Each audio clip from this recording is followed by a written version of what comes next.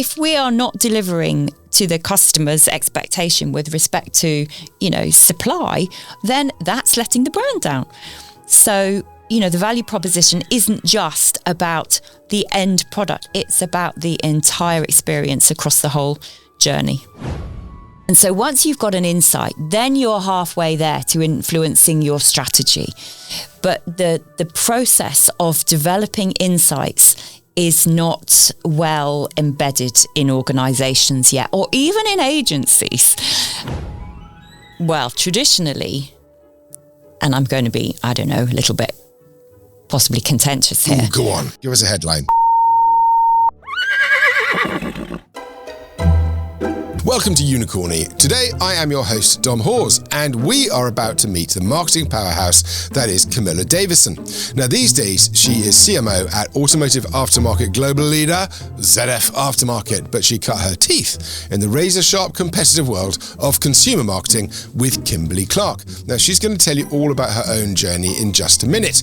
But together today, we are going to set aside the usual thing we do, the frameworks, the strategies, all that kind of stuff, and we're going to focus on something altogether less predictable.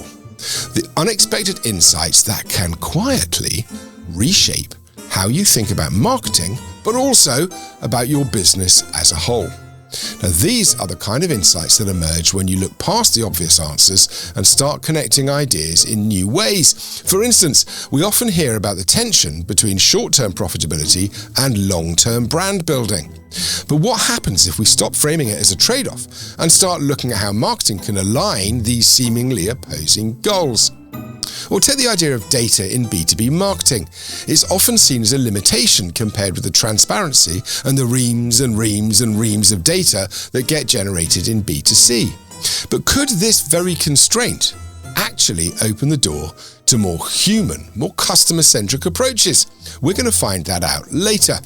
But we're also going to reflect on how marketing teams can step beyond their traditional role, not just communicators or the dreaded only one P, that promotional P, but how marketers can become agents of organisational alignment, building bridges between sales, operations, leadership, and more. So this episode, it's not about quick fixes or flashy trends. If that's what you're looking for, you might need to go somewhere else. But what you will get today is a very, very thoughtful exploration and a deeper understanding of how you ask the questions that lead to better understanding. So, if you're ready to challenge the way that you think about marketing your business, well, right now, you're in the right place. Let's get started.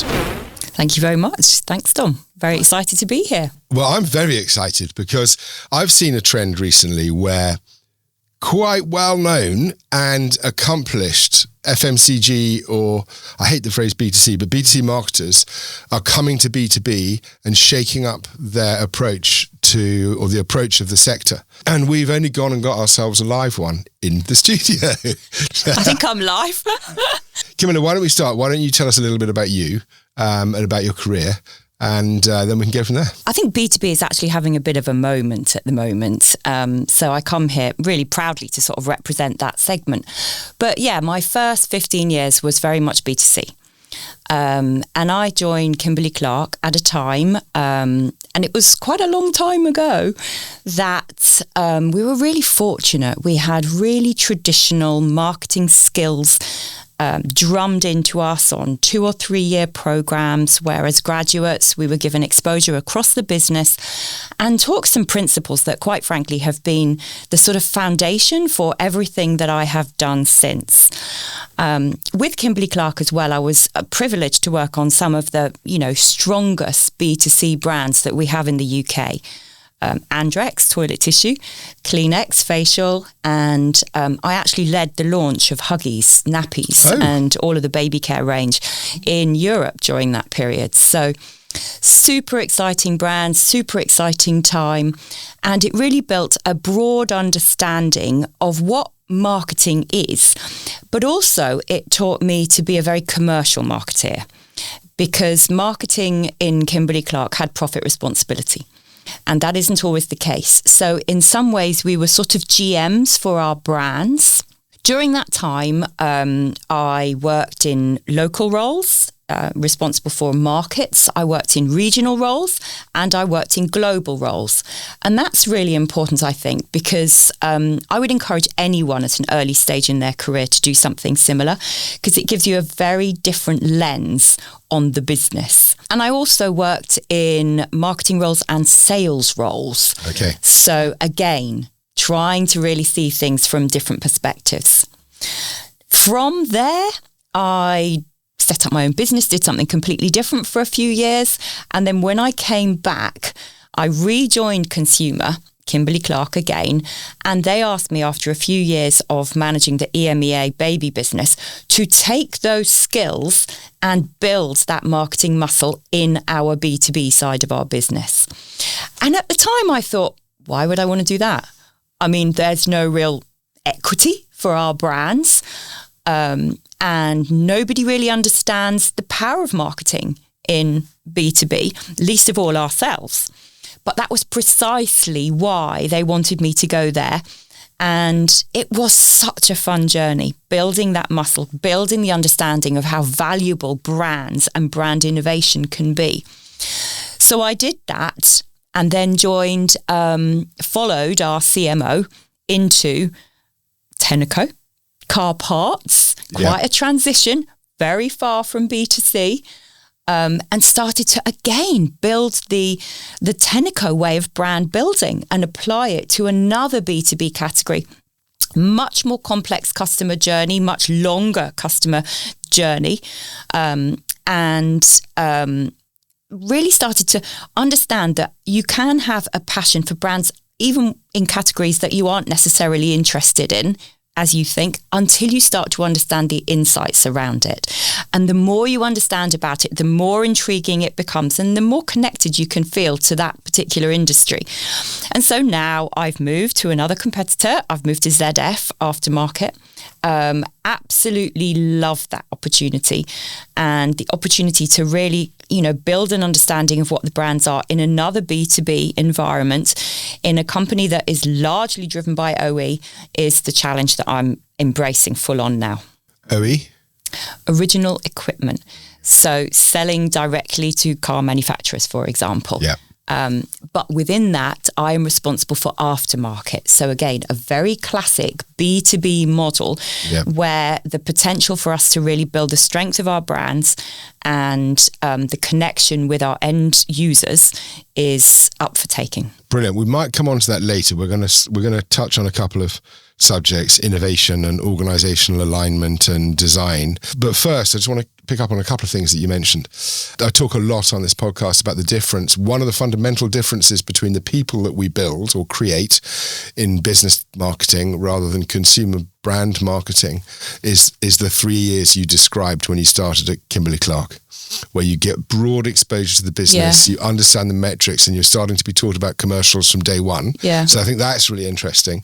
And then you talked about almost being a brand GM, so having profit responsibility. So in the business environment, often when people talk about profit responsibility, they're talking about an outcome of, more often than not, short-term marketing activity akin to sales. Mm-hmm. The way you described it sounded much more like the full marketing mix where you are genuinely involved in price and product and place, not just promotion. So I wonder whether, before we get stuck into detail, whether you can comment on some of the differences that you've seen, not necessarily in the businesses you're in, but amongst peers that you now meet in B2B.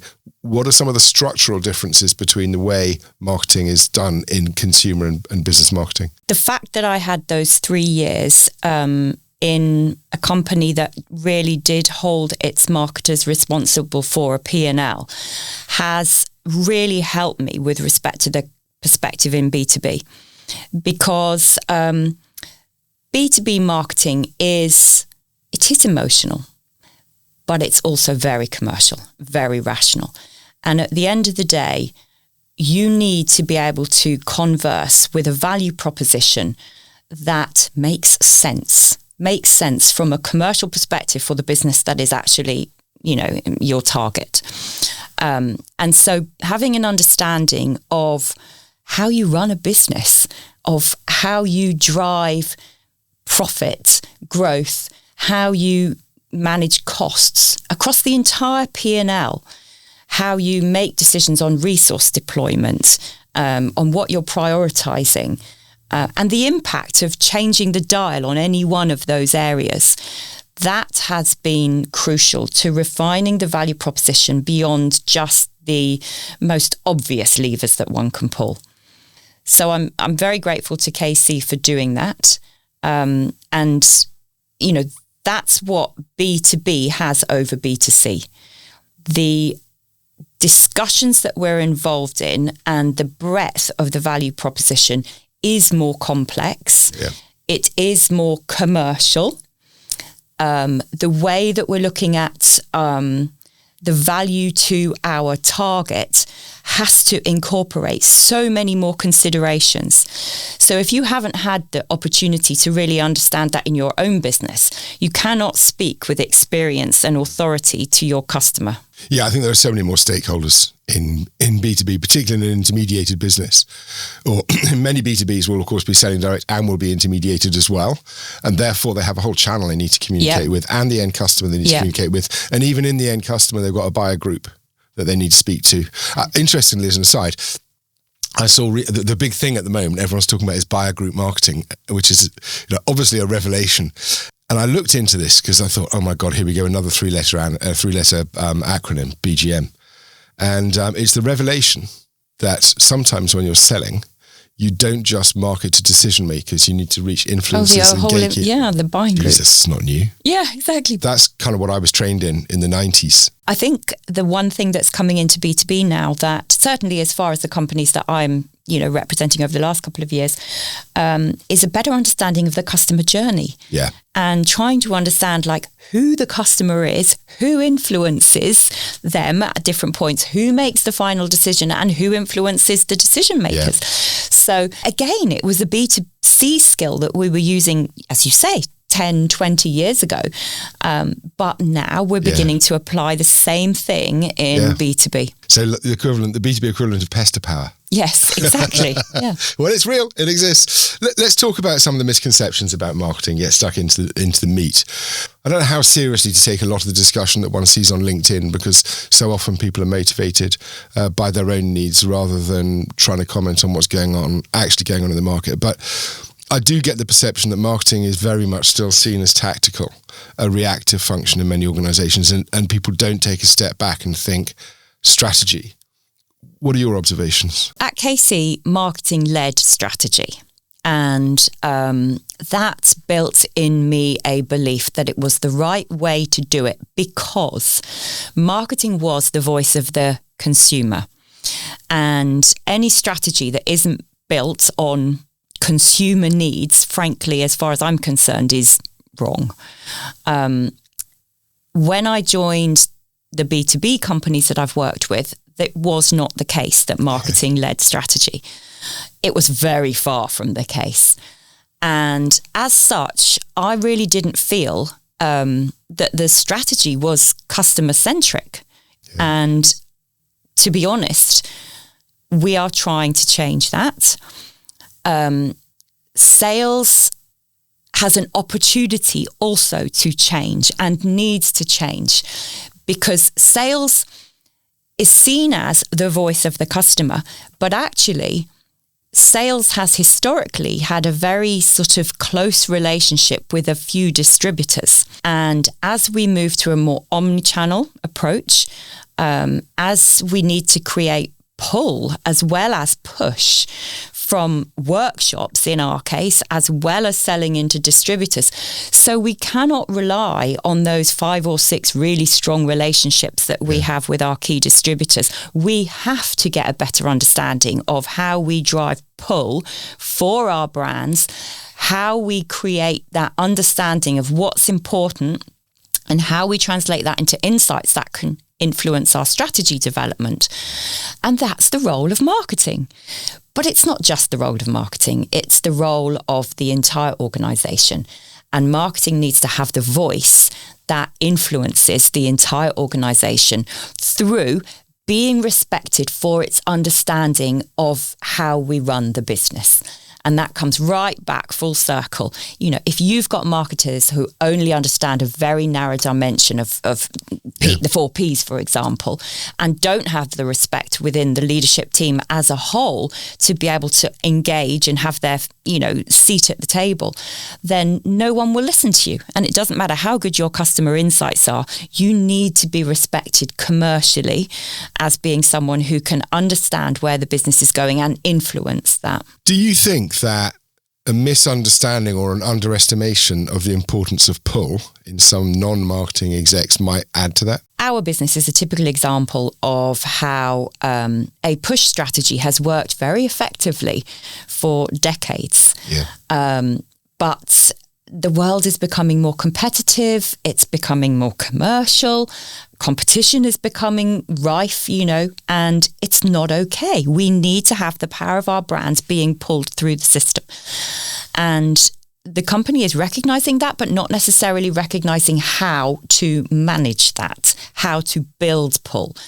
And it requires a root and branch change in the way that we not just market, but sell. And the relationship between marketing and sales needs to change. So it's not something that happens overnight, and it's something that certainly I'm trying to lead by building those relationships and that respect for the entire domain internally, and doing it in a very agile way. You know, we have to iterate, we have to constantly just try things, test it, work with our colleagues in commercial excellence and sales, prove to them the value of doing something a little bit different, and then start building that in as standard work, step by step. How do you bring your colleagues with you on that? Because that's a lot of change. I mean, a lot of change. And we know the transformation when you're going from a short-term tactical functional marketing department that really is just doing the promotion P to being more of a brand manager approach, because you are trying to create pull and, you know, you've got a lot of stakeholders internally to bring along with you. Yeah, I mean, how do you do that? Not in one, you know, instant. Yeah. I grew up in an environment where understanding how you drive behavior change was fundamental to marketing. And it's not just about the behavior change of your consumer or your customer. You can apply the same principles internally. So you've really got to understand at its most basic, like, what's in it for me, you know, of the various different other leaders within the leadership team. How can you create and prove to them the value of doing something slightly differently? And what is the value for them of doing that? So, you know, I literally dissect the leadership team and look at what would be the benefit to operations of us having closer alignment to them. What would be the benefit to finance of us going on a journey that actually, funnily enough, takes us closer to really understanding the return on investment of our marketing investments. Yep. So trying to sort of dissect it and understanding where people are coming from and how the direction that you want to go on is actually going to help them is really the first and only stage that sort of helps them embrace the journey you want to go on. Okay, so that's your internal stakeholders. And I get that by talking to them and sharing with them how collaboration drives success helps. Yeah. Customers, slightly different thing. Yeah. I was really captured by the definition of innovation that you gave me when we had our pre-interview call. You described innovation as creating new value for customers, which is probably, I mean, maybe that's part of the change conversation, but when it's customer phrased, it's about creating new innovation from them. How do you think that view differs from traditional views of innovation? Well, traditionally, and I'm going to be, I don't know, a little bit possibly contentious here. Ooh, go on, give us a headline. Innovation was certainly in the companies that I've spent the majority of my working life with. Innovation was something that, well, engineers came up with. Okay. You know, and they came to marketing to say, hey, we've had this amazing idea. Like, can you find a home for it? It wasn't necessarily insight driven from our customer understanding. Okay, so inside out rather than outside in. Exactly. And obviously innovation requires you to really have an insight that you can monetize, frankly. Yeah. But you can monetize it in a way that creates value for your target, whether it's product, whether it's commercial value, whether it's an experience, something that is valued, that is new, that they don't get already today. So that is what innovation means to me. Over the years, I think that the definition of innovation has been seen to extend. It's still something that I think is largely owned by engineering in a lot of these companies, but how you commercialize it as a value proposition is the magic. And that is something that marketing has to own and has to drive through insight and understanding. And we can only do that if we have a really good understanding, as you say, of the customer. And I often feel that we don't, as a profession, certainly within business marketing, that possibly we don't spend enough time trying to understand our customers. Yeah, I think that's fair. I think that, and it goes back to what I was just saying a little while ago, historically, we ran our business through having very strong relationships with our distributors.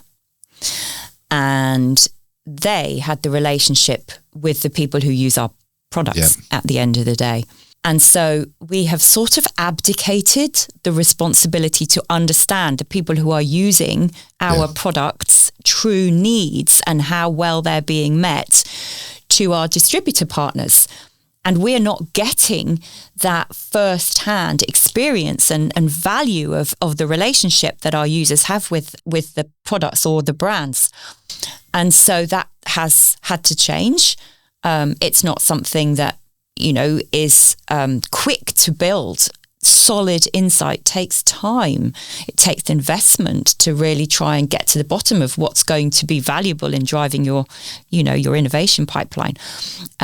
But it is recognised now that it is important to do, and we're starting to do more of it. When you were Kimberly Clark, in the research I did before this episode, I went to my favourite friend, GPT. I must find a pseudonym for it, but I went to ChatGPT and I thought, well, let's see what research we can find about Camilla Davison on ChatGPT. So I asked a very simple question: who is Camilla Davison? And I got some really interesting stuff back that talks to exactly what we're talking about here. It talks about some of the adaptive marketing that you did when you were running Kleenex, using real-time data basically to allocate resources to areas where there was going to be immediate need. And when I was reading that, well, firstly, we better find out whether that's actually what happened. But when I was reading that, I thought, how would you in business marketing? So this is exactly what we're talking about. It's funny. I didn't know where you were going to go with the sort of the research, because you can imagine in a company like Kimberly Clark, whose products are all about, dealing with body fluids, basically, whether it's coming out of your nose or somewhere else. The research can be quite interesting. Oh, right, yes. For sure. And it's a company that really prioritizes getting beneath the skin of, how consumers relate to the products, the brands, and so on. In terms of adaptive research and data-driven adaptation, the plethora of data that we had at Kimberly Clark on brands like Kleenex compared with what I have now in a B2B environment, there's no comparison. We used to be able to see our price to consumers in all the major retailers on a daily basis.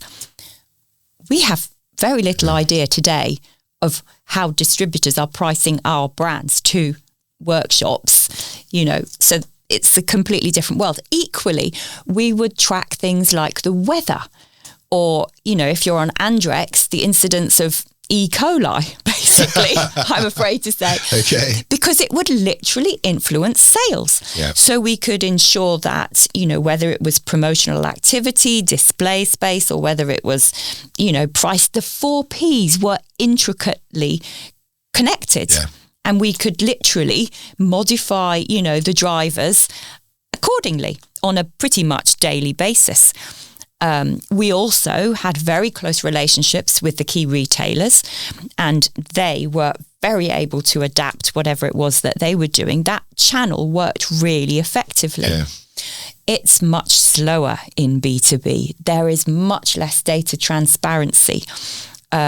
The whole understanding of the marketing mix and which elements are really driving sales is far less scientific and a little bit more art meets science.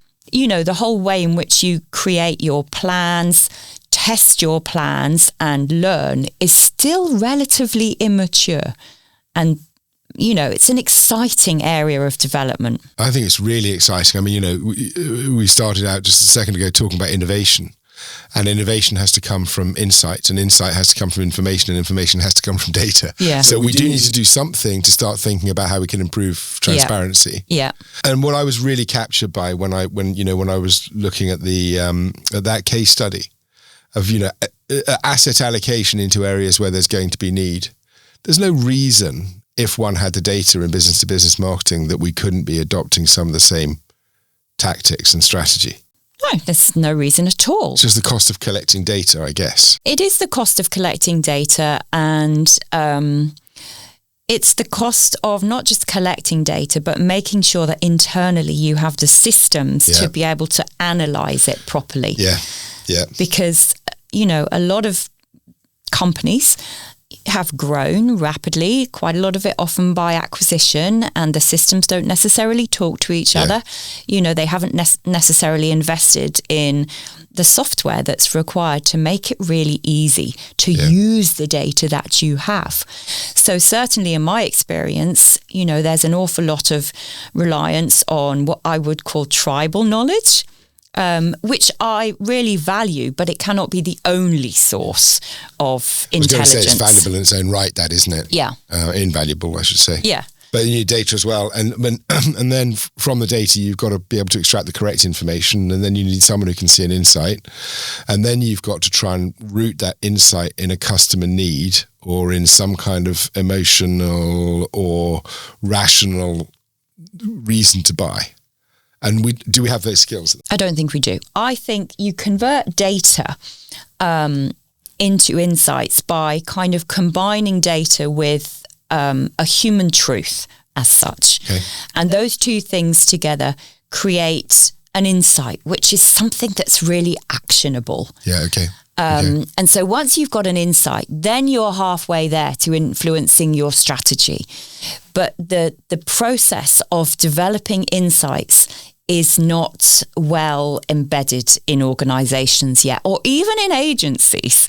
And it's something that I'm constantly pushing on the relationships in the agencies that we have, because at the end of the day, quite frankly, I believe that your strategy is only as good as the insights upon which it's built. Yeah.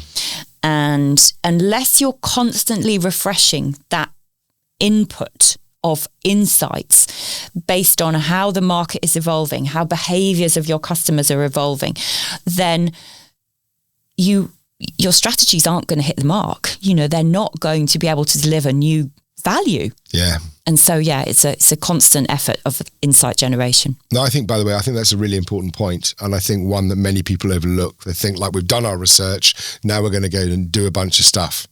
And then they don't come back and validate and check. But markets move really quickly, especially these days with social and everything's electronic and connected. I think not enough people revisit their research often enough. And some people don't do it in the first place. They just think they know the business because they've, been working in it for decades. So, and that's really dangerous because then you start, pouring good money after bad. So, yeah, you've got to come up with some kind of fresh insight upon which to, build your growth plans. You just sparked a really interesting thought in my head there. With that model of people that don't feel they need to research because they've known the market for years and years and years. There is a cohort of people out there, as I'm sure you know, building synthetic panels at the moment, which is a synthetic version of the people that think they don't need to do the research because they've known it for years and years. And then I think the proposition is that people like you and I would go to this synthetic panel and use that instead of our market research because it's faster, cheaper, whatever else. But that's actually no different than going to the old sweat who says, I don't need to do research, I know this market, and asking for an opinion, is it? Well, time will tell, won't it? Time will tell, yeah. No, I hear they're getting like a 95% correlation with real research. So there's a lot of excitement in that area, but I'm not necessarily sure. I mean, when recently we've been developing a new proposition, and there are many options available for research, and costs differ accordingly. But for me, one of the fundamental ways of testing that you cannot go ahead without is run it past some of the people who spend their lives actually talking to sales on a day-to-day basis, or are sales talking to customers.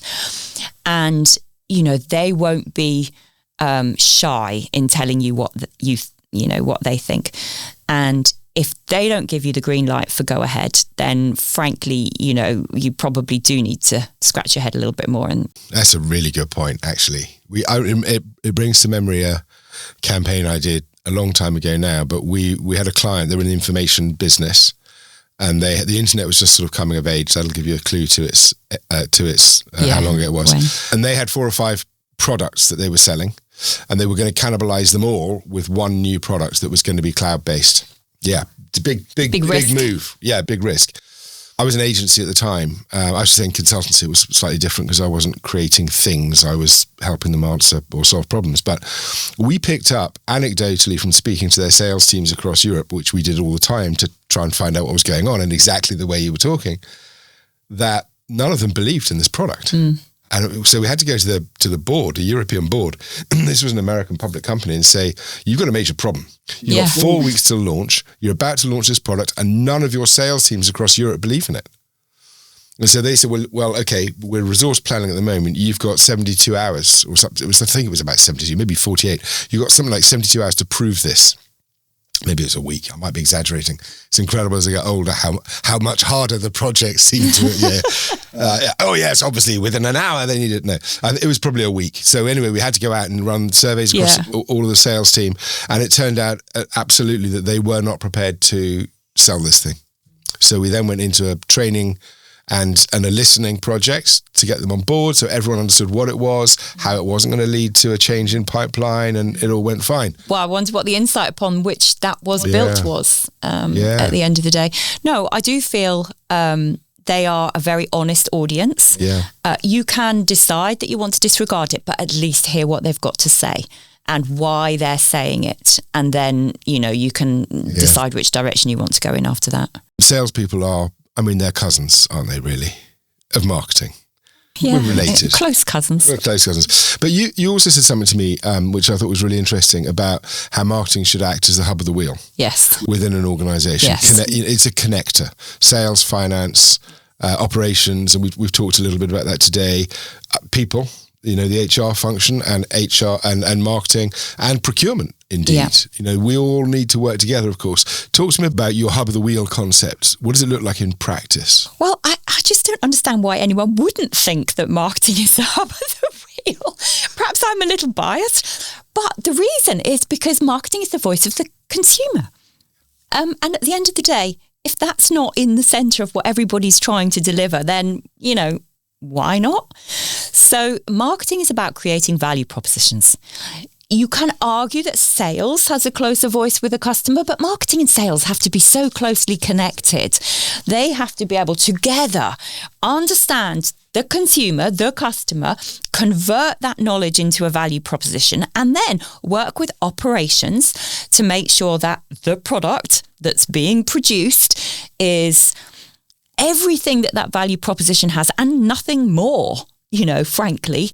They need to work with finance to understand how everything that we're investing on can be measured, learnings from that, and optimizing our return on investment the whole time.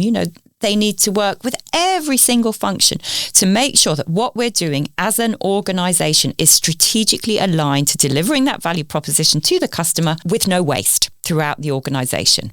And that's why marketing has to somehow be like an octopus, and stretching and connecting with every other function to ensure that's happening. But it doesn't happen in every company. We know it doesn't. Doesn't happen in a lot of companies, yeah. We know marketing ends up being told what to do at the end of a chain. Or a label developer or whatever it is. Or, what advice would you be able to give to people listening on how they can build cross-functional relationships? You mentioned it a little bit earlier, but I wonder whether we can look into that in a bit more detail. I mean, every company's different, and the reasons why it isn't in the place that it should be will be different in every company. So first, understand why. Like, that's always the place to start. Like, why isn't it? Yeah. But at the end of the day, my experience, and it has worked effectively in 2 organisations, is a bit like convincing your audience to buy your product. At the end of the day, It's the same internally. What's in it for them? What need does it satisfy that they may not even necessarily be aware of having in the first place?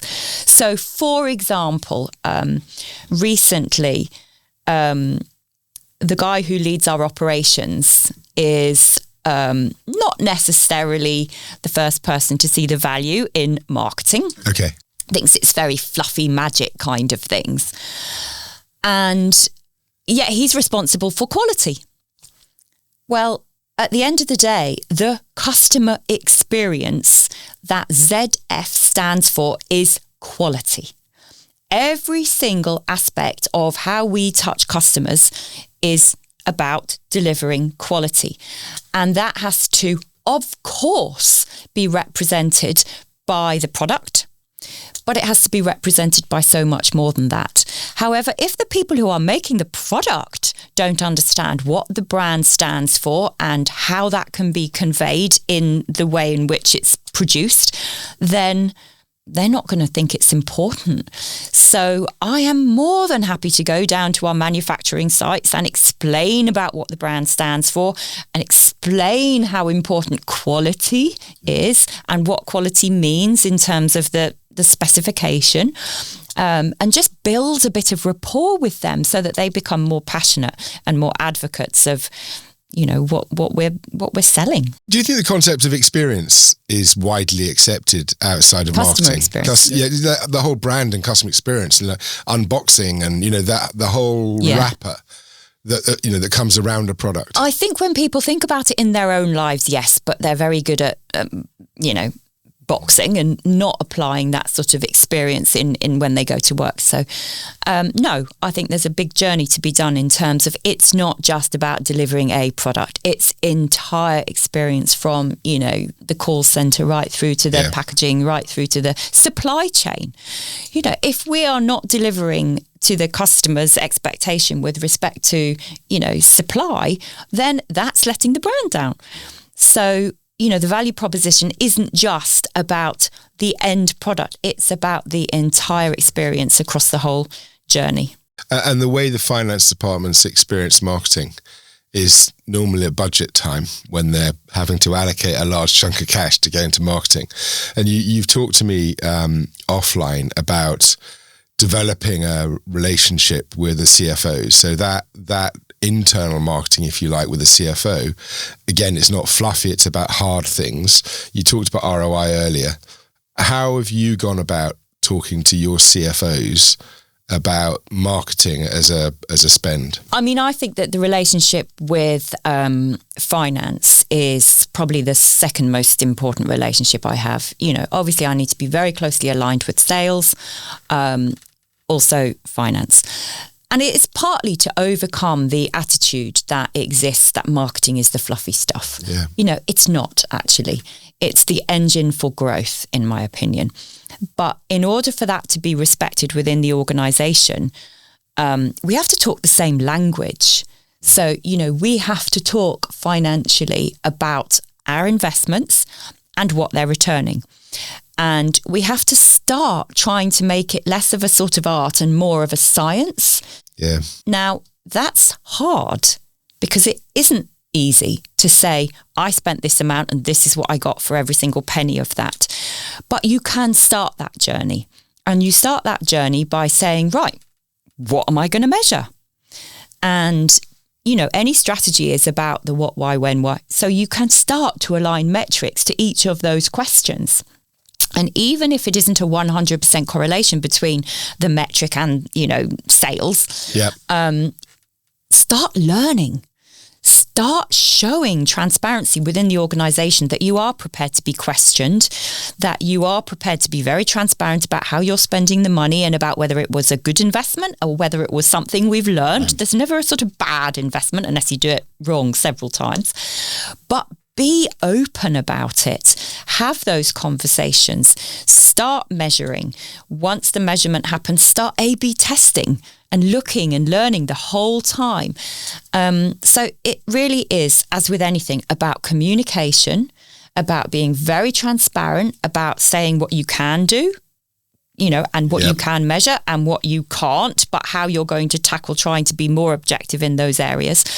And really make sure that you've got people within finance embedded in your teams at every level so that they can challenge you and they can start to understand why it is you're doing what you are and go back and be the voice of marketing in their own, function. That's really interesting. Because we've had a conversation about it. I have a rather dodgy history with the concept of ROI being used as a measure. But what I'm learning in the last 5 or 6 interviews I've done, and this conversation specifically, is you're coming at that metric from a very different position than many of the marketers that I have seen. I won't say spoken to, because obviously at Unicorny only the best come. But because your starting point is a lot further back in strategy. Well, it is in strategy development, and because you have this kind of hub spoke arrangement internally, it's a very different concept, I think, when you talk about ROI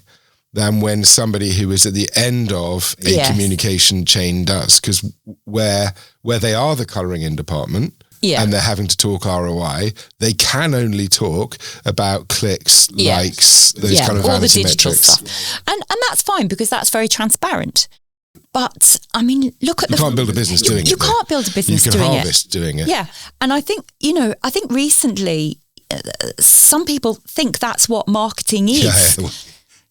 But there's a rabbit hole there. Yeah. Should we go down it? It's a very important part of marketing, absolutely, 100%, and likely to become even more important. But it's not the whole thing. No. Marketing for me is so much more, and it's so much more strategic than that, and it has to be so much more influential than that. That is a channel, basically.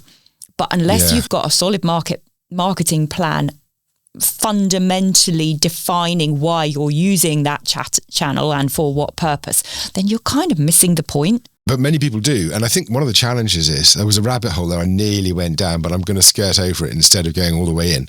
I think one of the challenges is that bit is the bit that everyone sees. And we're inculcating with people that this is marketing, and that it's the Google ads it's all that mass, it's the stuff. And because they see so much of that, but they don't see the strategy work going on, they don't see the work you're doing with operations to talk about quality or finance to talk about return, all they get to see is the output. That's why they think that's what we all do. And I don't know how we change that within the wider organisation. It comes down, in my opinion, to some of those things that I've talked about a couple of times on today, which is voice of the customer, value proposition development. The value proposition is so much more than sort of executing through channel. It's about understanding how you play with price. What is the right promotions? How do you build equity versus influence short-term sales? All of these things are considerations that you cannot, get a good perspective on if all you're looking at is a channel marketing plan based on, digital, which is one aspect of the execution. Camilla, I think that's a really good place for us to end today. Thank you very much. Lovely summary of what we've talked about so far. It's time for marketing to move a little bit back in the food chain and start getting more strategic, I think. I certainly would agree with that then, Tom. Thank you. Good fun.